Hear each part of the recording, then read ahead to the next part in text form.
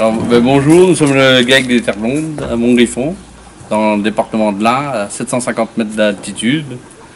Nous venons d'acquérir un séchoir à agri-compact du fait de notre passage en lait à compter et l'arrêt de l'ensilage et l'enrubanage. Donc pour la première année, les premières coupes que nous avons fait, le résultat a l'air satisfaisant. Malgré une année très difficile avec des pluies jusqu'au 1er juillet. Là, c'est des premières coupes des ensemencements qui ont été semés fin mars et récoltés donc, fin juin, début juillet. Et voilà, le résultat est concluant. Et puis il y a toute la feuille et toutes les fleurs, tout est vraiment à l'intérieur et ça dégage vraiment une odeur. C'est vraiment appétant. Celui-ci, la première coupe, elle a été récoltée, elle est restée 4 jours au soleil avant d'être ramassée, bottelée. Il faisait un temps quand même 25 degrés la journée à peu près. C'était dans des bonnes conditions. Ouais, on avait des bonnes conditions, malgré que comme c'était une première coupe, elle était pleine de sève et c'était compliqué à ce niveau-là. Il y a 25-30% d'humidité. Ouais, ça faisait à peu près 30.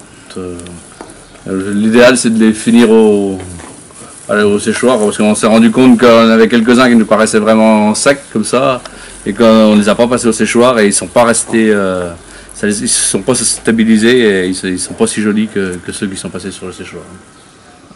Bon, après une longue réflexion vis-à-vis beaucoup de temps à se renseigner sur les modes de séchage vrac, séchage botte, voire plusieurs systèmes.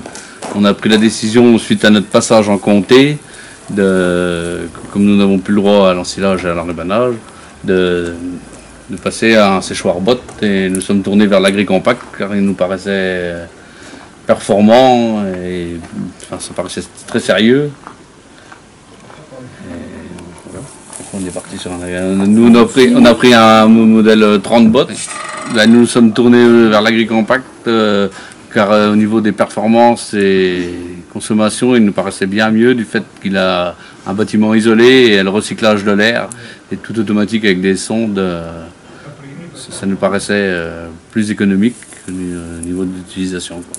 Après, bon, on n'a pas assez de recul dans le temps pour dire les consommations exactes. Après, devant nos bêtes, comment elles l'aiment, qu'elles en raffolent. Voilà. Le résultat final. Elles se sauvent. Elles se battent pour l'avoir. Regarde-moi ça. Pouf, pouf, là. Allez. On n'en laisse pas.